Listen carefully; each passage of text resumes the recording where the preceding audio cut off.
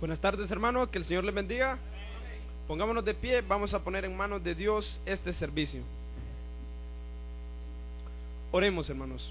Amante Padre Celestial, le damos gracias por un nuevo día que nos ha permitido, Señor, levantarnos, en el cual, Padre, usted también nos ha dado el privilegio, Señor, de reunirme a mi persona con mis hermanos, Padre. Ahora bien, Señor, este servicio se lo ponemos en sus manos para que todo lo que vayamos a llevar a cabo sea usted que nos dirija y controle nuestros corazones. También los corazones de mis hermanos oyentes, los que nos miran a través de las redes sociales, sea usted, Señor, que pueda dejar la palabra en sus corazones y sobre todo para que la podamos poner en práctica. Todo esto se lo dejo en sus benditas manos en Cristo Jesús. Amén. Bien, hermanos, y así damos paso a un especial.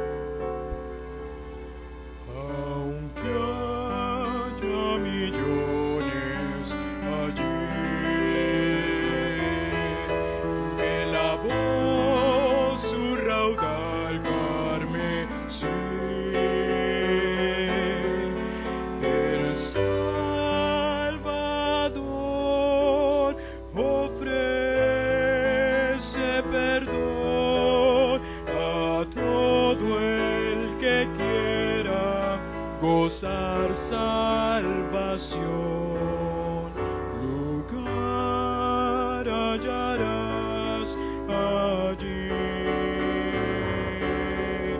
lugar hallarás allí. Millones habrá, mas hay un lugar.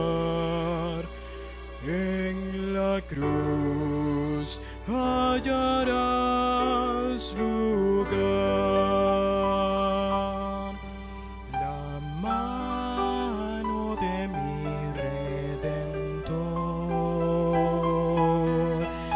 se acorta ni pierde valor. En tentación o dura aflicción, su sangre bendita promete perdón. Lugar hallarás allí,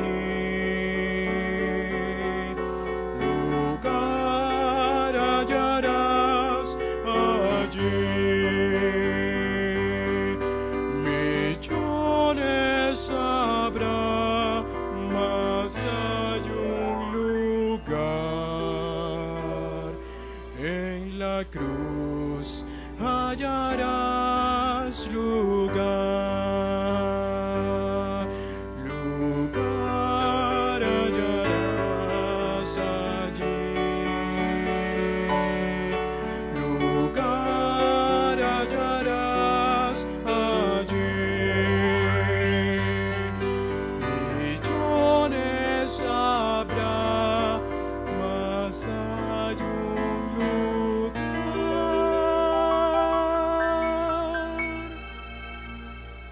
En la cruz hallarás lugar. En la cruz hallarás lugar.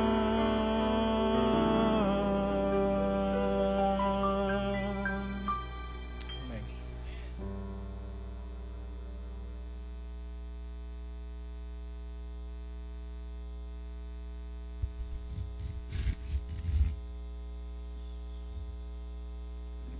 Bien, hermanos, y ahora damos paso al himno 110, En la cruz. Cantémoslo fuerte, hermanos. Amén, hermanos.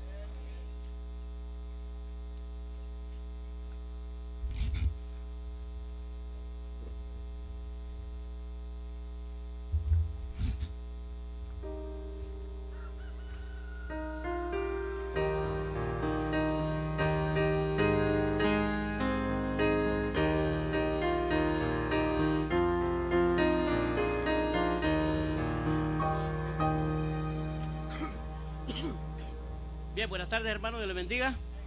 Vamos a cantar. Herido, triste a Jesús, mostréle mi dolor. Perdido, errante, vi su luz, bendíjome en su amor. En la cruz, no primero vi la luz y las manchas de mi alma yo lavé. Fue ahí por fe, no vi a Jesús y siempre feliz con él seré. Sobre una cruz, mi buen Jesús, su sangre derramó. Por este pobre pecador, sí salvó. En la cruz, no primero vi la luz, manchas de mi alma yo la vi. Por fe no vi a Jesús y siempre feliz con él seré. Venció a la muerte con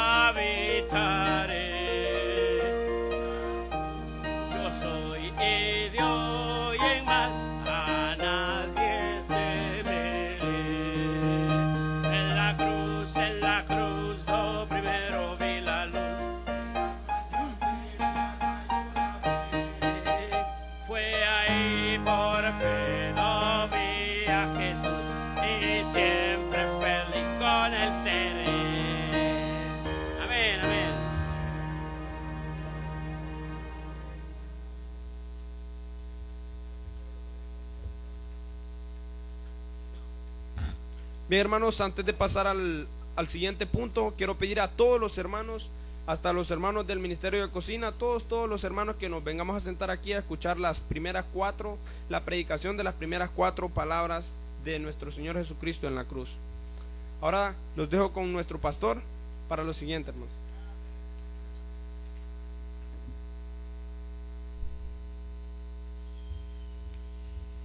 Bien, hermanos, este día lo tomamos nosotros como un culto muy importante. Hacemos un servicio donde Jesús en este tiempo dijo 7 palabras en la cruz. No estamos diciendo que hoy murió, ¿verdad? Él resucitó y gracias a Dios nos dio la vida eterna. Pero vamos a tocar un punto muy importante que deberíamos siempre recordar y conmemorar de esa manera especial, de cómo fue Jesús y cómo pasó en su duro trabajo de poder dar la vida por nosotros, su dura crucifixión. Pero también tenemos que Él mencionó 7 expresiones en la cruz del Calvario, y quiero que esta tarde nosotros podamos tomar en cuenta esto y lo hagamos parte de nuestra vida, para que nos demos cuenta que el Señor Jesús pasó un tiempo difícil en esta tierra. Así que vamos a abrir nuestras Biblias, y el primer pasaje que vamos a tocar va a ser Lucas, en el libro de Lucas. Todavía no le voy a dar la cita, vamos a ir a ese libro de Lucas. Pero antes vamos a orar y dar bienvenida a cada uno de ustedes. Gracias por estar esta tarde con nosotros. Maravillosa, ¿verdad? Veníamos compartiendo con algunos hermanos y algunos me decían que iba a llover, pero no había visto mi reloj, ¿verdad? ¿Cómo se le llama eso? Atmosférico, del pronóstico del tiempo, ¿verdad? Mi aplicación no la había visto, pero parece que había un 40% de agua, y gracias a Dios por eso, ¿verdad? Por la lluvia que Dios nos mandó este día. Vamos a orar, puestos en pie, vamos a orar y darle gracias a Dios esta tarde. Gracias, Señor, por este momento que tú nos has dado. Bendice nuestras vidas, tomas el control de cada uno de vosotros, y lo que vayamos a exponer, Señor, te damos gracias por lo que hiciste en la cruz, Señor. Gracias porque venciste la muerte, eres la victoria y sobre todo nuestra salvación y entrada al cielo, Señor. Todo lo dejamos en tu mano, Padre, que no salga ninguna palabra humana, sino tu palabra expuesta. En el nombre de Cristo Jesús, amén. Bien, hermanos, a través del tiempo, hoy voy a titular el título del sermón de esta mañana, lo vamos a llamar las 7 palabras que Jesús expresó en la cruz. Y había sido ya profetizado que el siervo sufriente, que es Jesucristo, sería contado con los pecadores. En el libro ya de Isaías capítulo 53 verso 12 dijo: por tanto yo le daré parte con los grandes y con los fuertes repartirá despojos, por cuanto derramó su vida hasta la muerte y fue contado con los pecadores, habiendo él llevado el pecado de muchos y orado por los transgresores. Lucas dijo allá en el capítulo 22 verso 37: porque os digo que es necesario que se cumpla todavía en mí aquello que está escrito. Y fue contado con los inicuos, porque lo que está escrito de mí tiene cumplimiento. Y 2 criminales estaban ahí y fueron crucificados con nuestro Señor Jesús, hombres que eran ladrones. Mateo lo dice allá en el capítulo 27 verso 38, dice: entonces crucificaron con él 2 ladrones, uno a la derecha y el otro estaba a la izquierda. La palabra griega significa uno que usa violencia para robar abiertamente cuando hablamos de ladrón, a diferencia del ladrón que se mete en secreto a una casa para robar. Estos 2 hombres posiblemente cuando estaba ahí habían sido culpables de robo de mano armada, incluyendo homicidio.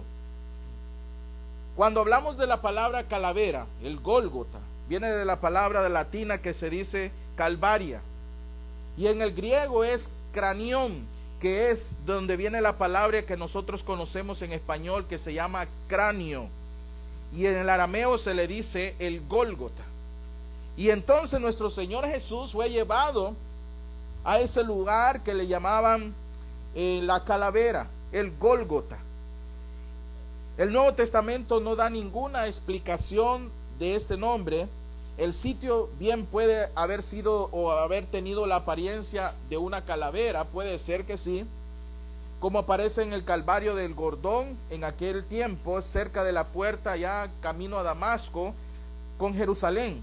O tal vez el nombre aquí significa simplemente y le fue puesto debido a los hechos que fueron horribles en ejecución en ese tiempo, como la muerte y crucifixión de nuestro Señor Jesucristo. Nuestro Señor fue crucificado, saben, alrededor de las 9 por la mañana y estuvo en la cruz hasta las 3 de la tarde.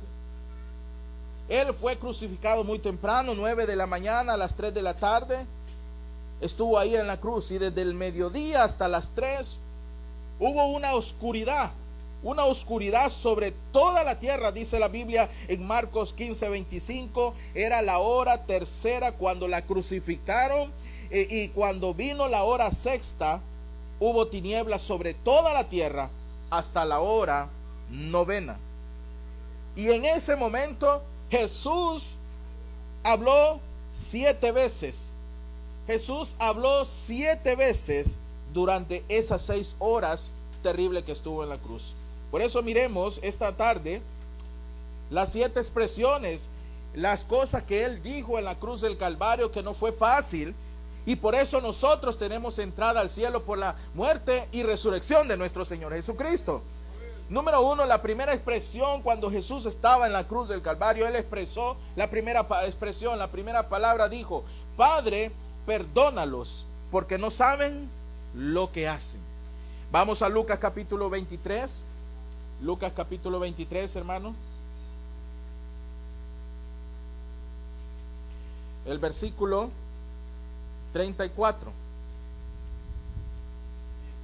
¿Lo tenemos, hermano? Dice la Biblia ahí en el capítulo 23, verso 34. Y Jesús decía: Padre, ¿qué dice? Perdónalos porque no saben lo que hacen. Y dicen ahí, esas fueron las expresiones.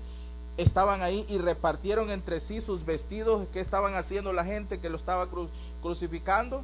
Echando suerte, jugando con su ropa desrasgada de nuestro Señor Jesucristo. Lucas anotó, y le voy a decir un dato importante, Lucas anotó 3 de las 7 declaraciones, de las 7 expresiones que Jesús dijo en la cruz. La primera y la segunda y la última. O sea que la primera que estamos viendo fue Lucas, el autor, que dio esa expresión. La segunda y la última, que fue también la oración, hermanos, en ese momento de nuestro Señor Jesucristo por todo lo que estaba pasando. Y Él estaba orando, intercediendo por sus enemigos y su ministerio. Y al ladrón también arrepentido encaja bien aquí en el propósito de Lucas de mostrar a Jesucristo como el Hijo del Hombre, lleno de compasión, lleno de dolor, que se interesó por los necesitados, así como lo ha hecho siempre, para que la humanidad reconozca quién es Jesucristo. Y mientras a Él le clavaban en la cruz del Calvario, ¿sabe qué decía? Él oraba repetidamente, decía: Padre, perdónalos porque no saben lo que hacen. Aquella expresión, aquel momento que estaban clavándole sus cuerpos, y aquel momento Él estaba repitiendo y diciendo: Padre, perdónalos porque no saben lo que hacen. ¿Qué dirías tú en ese momento que estuvieran torturándote y estuvieran haciéndote lo peor? Muchos de nosotros reaccionaríamos distinto, pero Jesús estaba intercediendo y diciendo: Padre, perdónalos porque no saben lo que hacen. Y no solo estaba practicando lo que le enseñó a sus discípulos, porque Él lo había enseñado a sus discípulos. En el libro de Lucas capítulo 6, vean lo que les enseñó, el versículo 27 y 28. Lucas 6, 26, 27 y 28, capítulo 6, verso 27 y 28. ¿Lo tenemos, hermano? Mire lo que dice: pero a vosotros los que oís, os digo, amad a vuestros enemigos, haced bien a los que, ¿qué dice ahí? Es lo que no hacemos nosotros, difícil de hacerlo. Verso 28, bendecid a los que os maldicen y orar por los que, ¿qué dice ahí?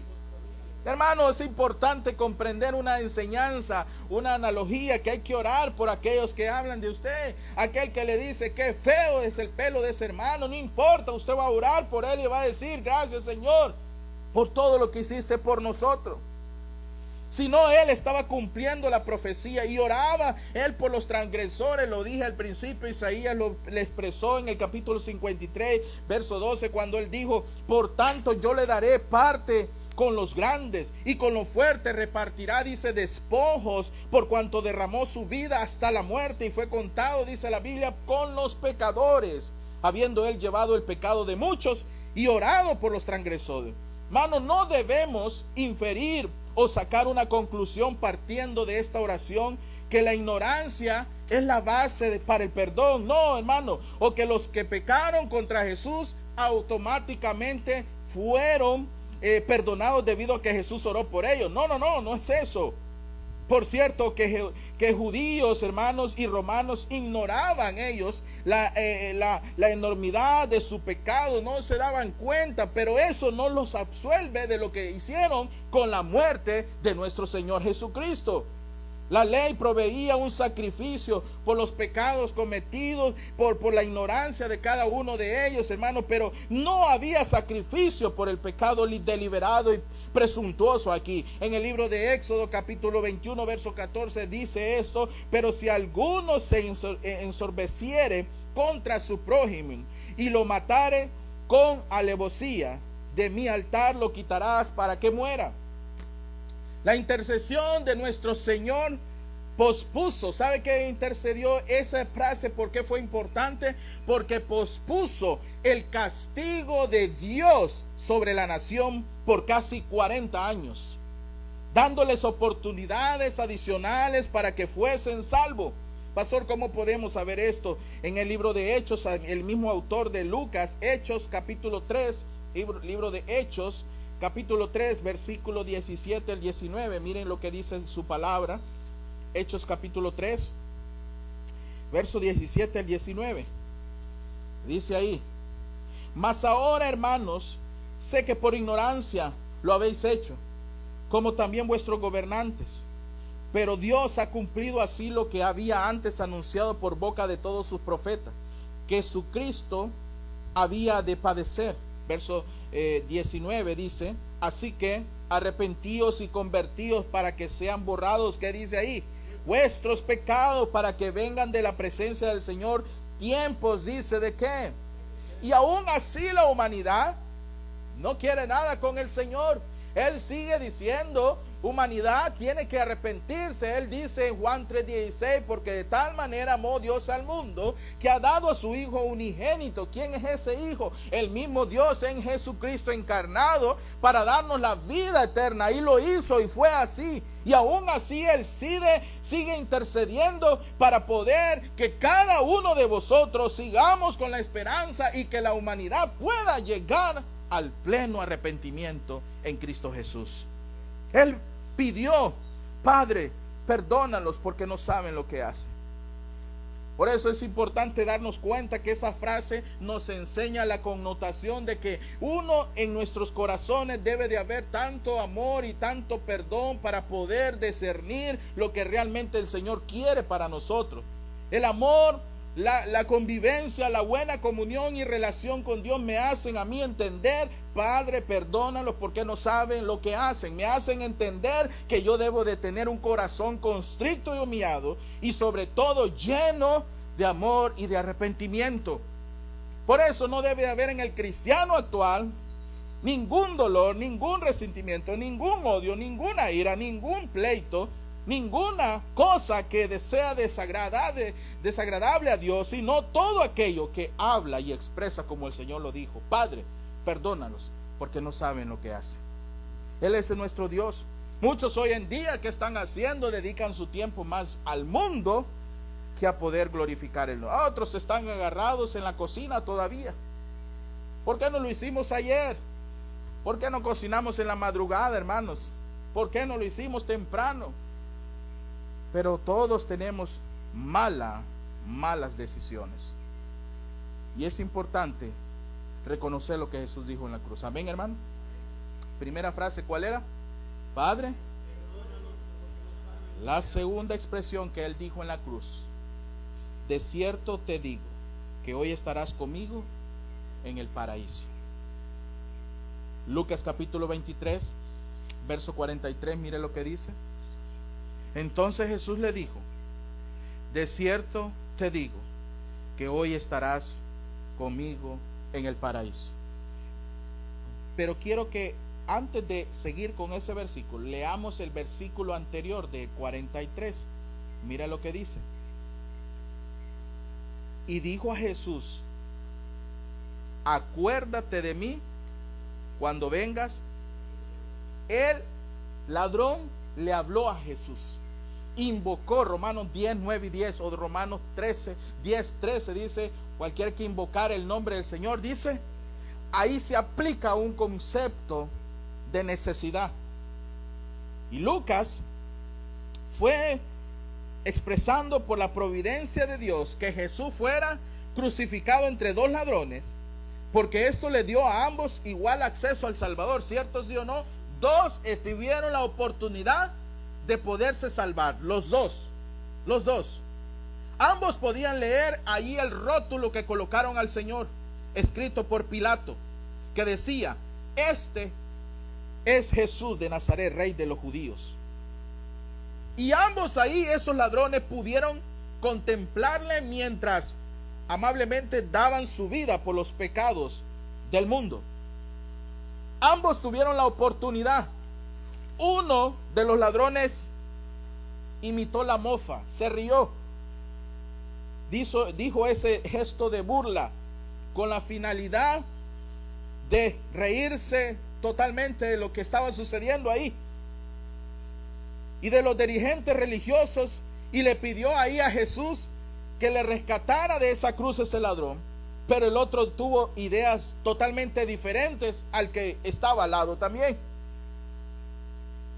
Pero debe de haber razonado esto: si este hombre es verdad el Cristo, es el Cristo, y si tiene un reino y se ha salvado a otros, entonces puede suplir mi mayor necesidad, que es la salvación del pecado. ¿Cuánto creemos que Jesús salva, hermano? Y probablemente el ladrón dijo: no estoy listo para morir, no estoy listo. Y exigió valor de parte de este ladrón al desafiar la influencia de su amigo y el escarnio de la multitud. Y él exigió de él fe para confiar en un rey que moría. Y cuando se considera, hermanos, todo lo que tuvo que superar, la fe de este ladrón es impresionante. ¿Qué pasó con este hombre? ¿Creyó en quién? En Jesús. ¿Y qué le sucedió? Se salvó. Ahí empezamos a ver el primer concepto de quién es el único que nos puede salvar. Y no solo por concepto tomarse, sino como nuestra esperanza verdadera en nuestras vidas. Y vemos ahí, hermanos, que el hombre fue salvado puramente por la gracia de nuestro Señor Jesucristo, y fue la dádiva de Dios. Mire por qué le digo esto. Efesios capítulo 2, verso 8 y 9. Efesios capítulo 2, verso 8 y 9 dice: porque por gracia sois salvos por medio de la fe. ¿En quién? De la fe. Y esto no de nosotros, dice, pues es don de Dios, no por obras, para que nadie, dice, se gloríe. Qué bendición, hermanos, saber que Jesús, a pesar de todo lo que estaba sucediendo, usó su salvación.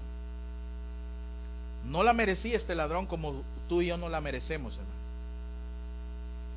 Ni podía ganársela tampoco, porque de repente este ladrón ni tenía el concepto de ganársela.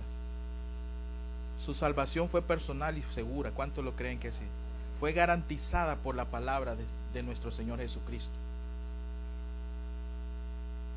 El hombre esperaba alguna ayuda en el futuro, pero Jesús le dio el perdón en ese mismo día. Qué bendición cuando usted te arrepentiste, Dios nos dio el perdón. Y él murió y fue con Jesús ¿a dónde? Al paraíso.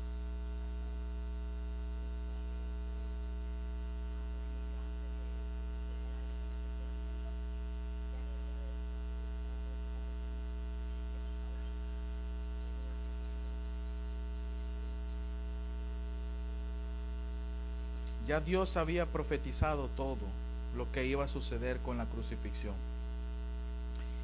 Y ese mismo día recibió perdón este ladrón. Y él murió y fue con Jesús al paraíso. Podemos verlo bíblicamente, sí, 2 Corintios capítulo 12.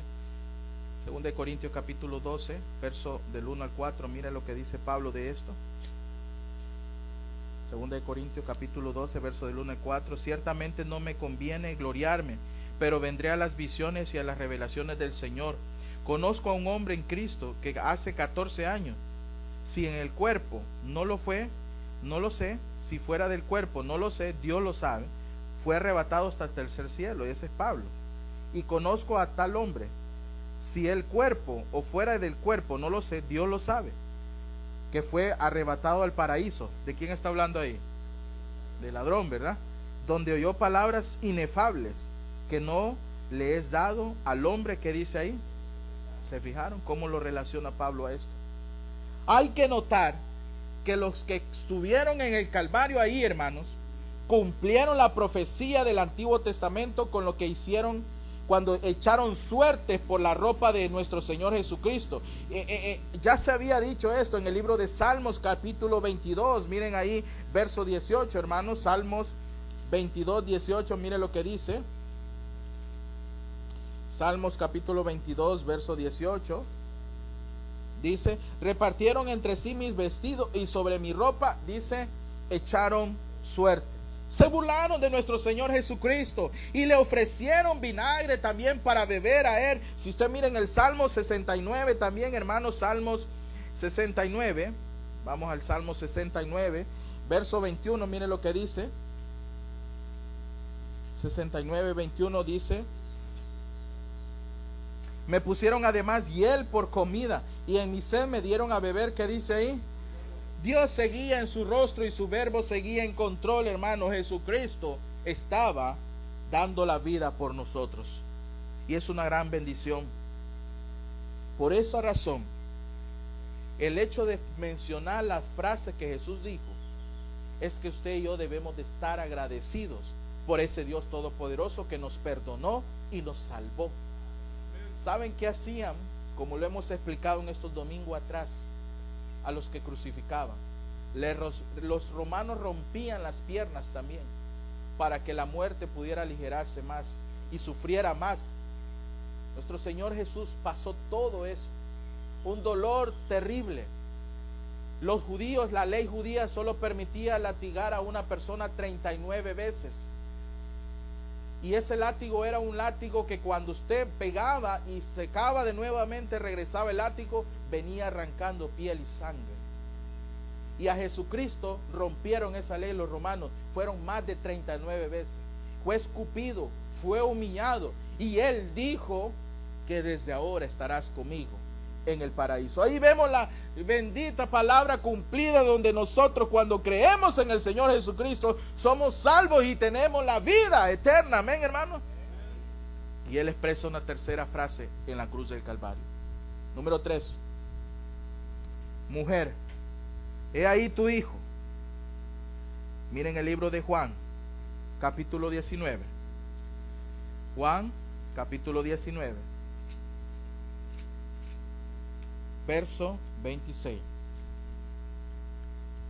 ¿Están conmigo, hermanos? Esa es la tercera frase. Mire lo que dice, verso 26. Cuando vio Jesús a su madre y al discípulo a quien él amaba. ¿Quién saben quién es el discípulo a quien él amaba? Juan. Era el último, el más joven, que estaba presente. Dijo a su madre: mujer, he ahí tu hijo. En ese momento hubo 3 horas de oscuridad y Jesús guardaba silencio. En casi todas las ejecuciones romanas se asignaba a un centurión por 4 soldados como ayudantes, siendo que Jesús era un maestro popular con muchos seguidores. Y Pilato tal vez aquí asignó a más guardias para el Gólgota, el lugar donde estaba el Señor, y era un privilegio, hermanos, de los soldados repartirse cualquier pertenencia, óigame bien, personal que tuvieran las víctimas. Miren cómo se gozaban estas personas. Así que se dividieron todo lo que Jesús poseía, su ropa personal, y debe de haber tenido también nuestro Señor Jesucristo un turbante, un par de sandalias, también se las quitaron, una túnica interior, el manto sin costura, hermano, un manto exterior también, y un cinturón que el Señor tenía. Todo eso se lo repartieron, y los 4 hombres, cada uno una prenda para de vestir, y luego echaron sus suertes para llevarse el manto. A ver quién se lleva este. Ahora te toca, ya me agarramos todo, ahora queda un objeto todavía más, ese manto. A ver quién se lo gana. Tiremos y al dardo y tiran a ver quién se lo ganaba. Ese es nuestro Señor, que sufrió tal vergüenza como el peor criminal, porque el que era crucificado era considerado como el peor criminal, y el Señor no era ese, era nuestro Redentor, nuestro Salvador, el único que nos pudo dar la vida eterna y entrada al cielo. Pero él vio a Juan ahí, al discípulo amado, el último que compuso y escribió tanto Juan, 1, 2 y Juan y Apocalipsis. Ahí estaba ahí, al lado de la madre. Los discípulos habían abandonado a su maestro, como muchos hoy abandonan las cosas de Dios por el ticuco de hoy que están haciendo, por la sopa de pescado, por andar bañando en el banano, no sé a dónde, lo que sea, y andan bañando y andan ahí y perdidos, y nadie busca a Dios. Y saben todos, qué bonito es tomar este tiempo para Dios, darnos cuenta de lo que realmente Jesús dijo en la cruz del Calvario. Y los discípulos lo abandonaron. Miren el libro de Juan capítulo 16 verso 32.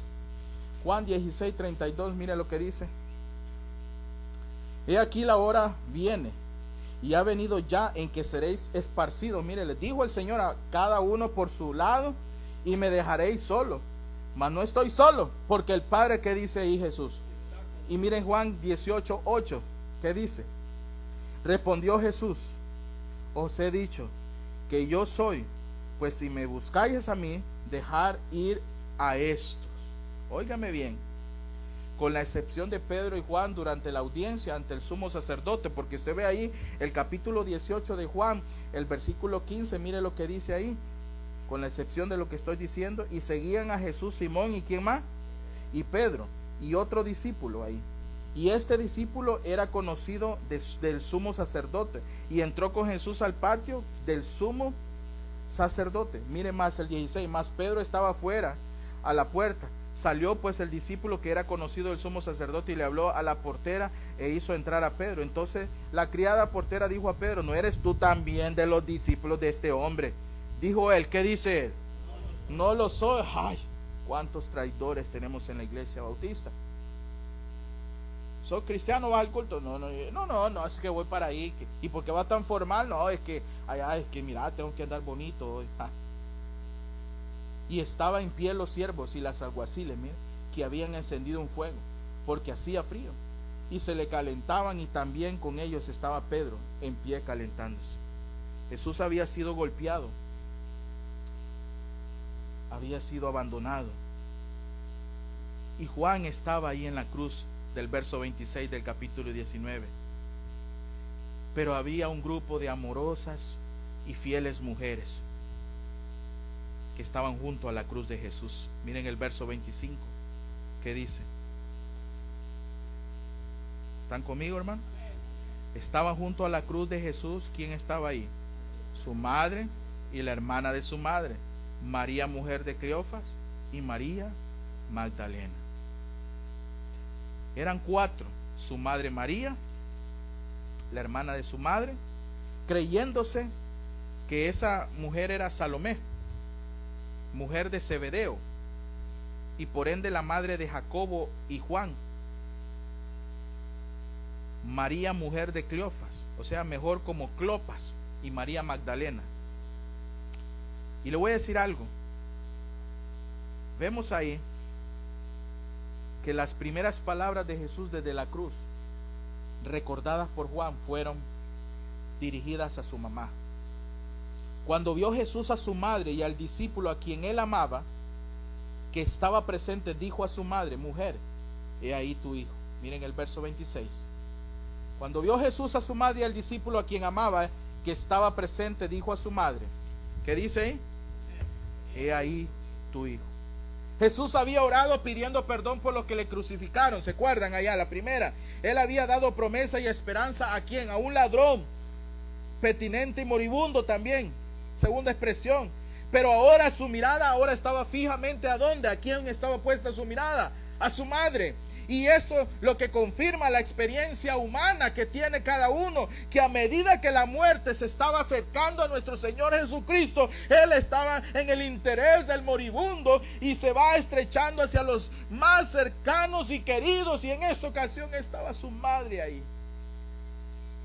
Y la palabra dirigida por Jesús a su madre, mujer, no tiene la brusquedad que aparece en las lenguas vernáculas del antiguo, la lengua costumbre que se daba en aquella época, que es propio del país o de la región de la persona de quien se trata en esta ocasión. Y es evidente ahí, hermano, que Juan estaba junto a María. ¿Qué estaba haciendo? Consolándola y confortándola. Y los dos, he ahí, dice, he ahí tu hijo y he ahí tu madre. Verso 27 dice, después dijo al discípulo, mire qué le dijo, he ahí tu madre. Y desde aquella hora el discípulo la recibió. ¿En qué? Este hombre llamado Juan no era hermano de Jesús, era el discípulo. ¿Y por qué le dijo, he ahí tu hijo? Porque ahora le dio la responsabilidad a Juan de tomar a su propia madre como su madre, y por eso le dio entrada a su casa. Desde ese momento Juan se encargó de la madre de Jesús. Y instruyeron a Juan y a María sobre sus futuras relaciones.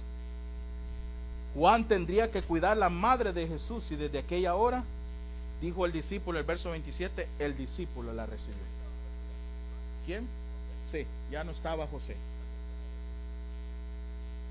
Jesús le aseguró su amor, hermano, y le dio a su discípulo amado, el que se había recostado en su pecho, para que fuera su hijo adoptivo ahora y cuidada de ella. No sabemos si Juan llevó a María a su casa desde ese momento. Yo no lo puedo decírselo. Yo no lo sé si él lo llevó rápido. Y llevándose en ese momento de la escena. Lo que sí sabemos es que él cuidó de ella y que ella estuvo entre los creyentes. Y ella estaba en el aposento alto, esperando el día de Pentecostés. Miren lo que dice Hechos capítulo 1 verso 14. Hechos capítulo 1 verso 14 dice: todos estos perseveraban unánimes en oración y ruego con las mujeres y con María, dice ahí que la madre de quién, dice ahí, de Jesús, y con sus hermanos. Incluso, hermanos, miren, mientras realizaba su gran obra redentora, Jesús fue fiel a sus responsabilidades como hijo. Le dio la labor a Juan que se encargara de su madre como hijo. Qué honor fue para Juan tomar el lugar del Señor en la vida de María. Amén, hermano. Qué honor eso. ¿Cómo es posible que el Señor hasta en la cruz se estaba preocupando todavía por los más cercanos? En esta ocasión, su madre. ¿Cree usted que el Señor Jesús se preocupa por nosotros, hermano? Claro que sí. Por eso no vale la pena hacer lo malo delante de Él, pecar, continuar en la mentira, continuar haciendo cosas desagradables. No vale la pena, porque oiga lo que está haciendo el Señor. Se preocupó por su madre. Así como se preocupó por su madre en la cruz, herido, dolido, así Él sigue preocupándose por nosotros. Y lo seguirá haciendo, porque Él es fiel, pero nosotros no somos fieles a Él. Pero ahí estaba el amor de nuestro Señor, y ahí estaba en la cruz. Y dijo la cuarta frase en la cruz: Elí, Elí, lama sabachthani. Esto es: Dios mío, ¿por qué me has desamparado? Vamos al libro de Mateo capítulo 27. Mateo capítulo 27, verso 46.